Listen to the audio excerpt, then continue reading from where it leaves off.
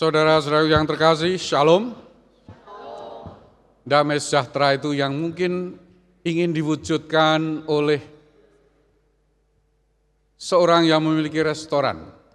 Hari Sabtu kemarin saya datang ke restoran, namanya Rumah Makan Sentosa di Kelapa Gading. Karena apa? Bukan karena saya mau belanja makanan enak seafood yang segar sekali di sana. Tetapi karena di lantai 3 akan diadakan perayaan Ekaristi untuk anak-anak difabel, orang difabilitas dan berkebutuhan khusus. Setiap sebulan sekali pemilik restoran ini mengadakan Ekaristi dan menjamu kaum difabel dan orang-orang berkebutuhan khusus itu di lantai 3. Dan di akhir Ekaristi salah satu yang saya mengesankan adalah ucapan terima kasih dari seorang tunadaksa. Dia mengatakan terima kasih atas tuan rumah yang selalu memperhatikan kami. Teristimewa membantu pelayanan kesehatan yang sangat dia butuhkan, berkali-kali harus operasi dan dibiayai oleh yang bersangkutan. Saudara-saudara terkasih, upaya yang dibuat ini adalah upaya yang merupakan perwujudan dari bacaan-bacaan hari ini. Tuhan, sebagaimana direfleksikan oleh penulis kitab kebijaksanaan dalam bacaan pertama, menunjukkan bahwa kehidupan itu dianugerahkan Tuhan, diberikan Tuhan, dan bukan sekedar hidup, tetapi hidup yang kekal. Arah kehidupan kita adalah kebakaan. Hanya saja tidak semua orang mau ikut masuk ke dalam kehidupan kekal. Ada orang yang suka ikut setan, maka masuk ke dalam kematian yang kekal. Tetapi sejak semula sebenarnya Tuhan menciptakan kita semua manusia sebagai citra Allah. Dikatakan dalam kitab kebijaksanaan yang merefleksikan apa yang diungkapkan dalam kitab Kejadian. Tuhan menciptakan kita manusia sebagai citra Allah untuk keabadian. Oleh karena itu bacaan ini meneguhkan kita, Allah adalah sumber kehidupan, sumber kebaikan, bahkan sumber kehidupan kekal, bukan sekedar hidup untuk kemudian binasa. Bagi kita orang Kristiani, apa yang disampaikan dalam kitab kebijaksanaan itu dipenuhi sepenuhnya di dalam diri Tuhan Yesus Kristus, yang begitu prihatin dengan manusia yang seringkali memilih ikut setan, memilih jatuh ke dalam keberdosaan, sehingga akhirnya masuk di dalam kematian yang kekal. Tanda-tandanya adalah kalau hidup kita lebih diliputi oleh kedengkian. Seperti dikatakan dalam kitab kebijaksanaan. Karena kedengkian setan maka maut masuk dalam kehidupan manusia. Maka orang yang suka akan setan masuk ke dalam kematian yang kekal.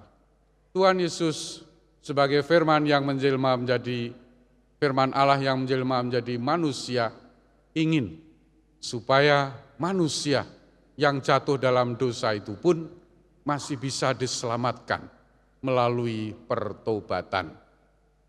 Itulah yang terjadi dengan kehadiran Yesus di tengah-tengah manusia, ingin menunjukkan, memperkenalkan sesungguhnya siapa Allah.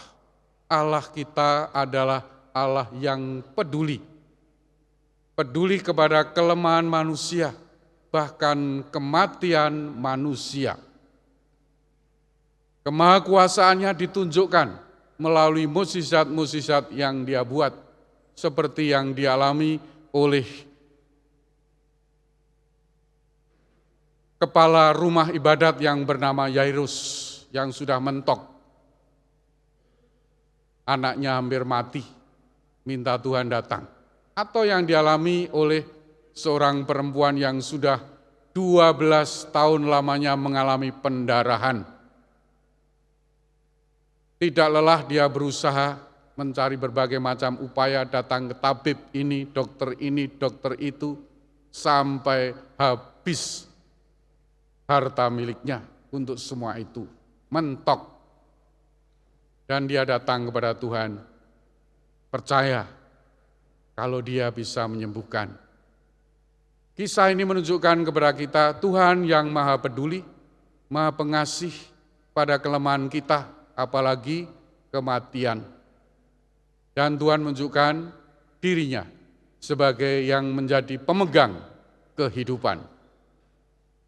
Dia bisa memberikan kehidupan, bisa mengambil, bisa memberikannya kembali, bahkan memberikan hidupnya sendiri untuk kita semua melalui wafat dan kebangkitannya.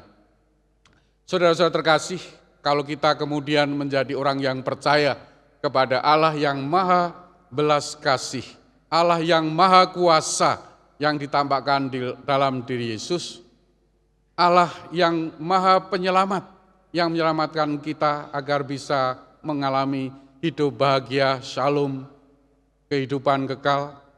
Kita tidak diharapkan hanya menjadi penikmat anugerah Tuhan itu. Kita diundang menjadi orang-orang yang karena sadar akan belas kasih cinta yang diberikan Tuhan yang begitu besar, supaya kita semua selamat. Kita diundang untuk membagikan kasih yang diberikan Tuhan itu kepada orang-orang lain, supaya orang lain juga mengalami kebaikan Tuhan, supaya orang lain juga mengalami kasih Tuhan, supaya orang mengalami bahwa penyelamatan Tuhan itu hadir nyata dalam kehidupan sehari-hari. Apa yang dibuat oleh pemilik restoran yang membuat komunitas namanya Living Word atau Sabda yang hidup, maksudnya Sabda Allah yang hidup dalam dunia sehari-hari yang nyata, adalah salah satu contoh. Seperti diharapkan di dalam bacaan yang kedua tadi, Allah yang begitu kaya merendahkan diri, menjadi miskin supaya kita semua kaya, bukan pertama-tama hanya kaya secara jasmani, tetapi kaya secara rohani, memiliki harta untuk kehidupan kekal kita. Dan cara yang efektif untuk itu adalah justru dengan berbagi. Contoh yang dibuat oleh pemilik restoran tadi dan sahabat-sahabatnya. Marilah di tengah dunia kita yang kurang menghargai kesehatan, kurang menghargai kehidupan, dengan aborsi, dengan eutanasia, ya di Belanda itu aborsi dilegalkan, kalau orang mau mati dibantu ya dengan disuntik yang disebut eutanasia. Ada orang-orang yang merusak hidupnya dengan drugs, dengan alkohol berlebihan, dengan marijuana dan sebagainya. Dalam situasi budaya yang kurang menghargai kesehatan dan kehidupan, Tuhan mengajak kita melalui bacaan hari ini, mari kita menghargai kesehatan, seperti yang dikejar oleh perempuan yang mengalami pendarahan. Mari menghargai kehidupan, seperti yang diupayakan oleh kepala rumah ibadat Yairus. Dan kita yang sudah mengalami damai sejahtera bersama Tuhan, penebusan Tuhan, mari kita berbagi untuk mereka yang membutuhkan, seperti teladan orang yang tadi saya ceritakan, yang memiliki restoran dan mau membantu orang-orang lainnya. Menyalakan lilin-lilin kecil di dunia kita yang cenderung gelap, cenderung memihak kepada budaya kematian. Dengan keyakinan itu kita lanjutkan perayaan syukur kita akan Allah yang penuh belas kasih, yang telah memberikan kehidupan, kesehatan, damai sejahtera, dan sukacita juga hari ini. Tuhan berkati.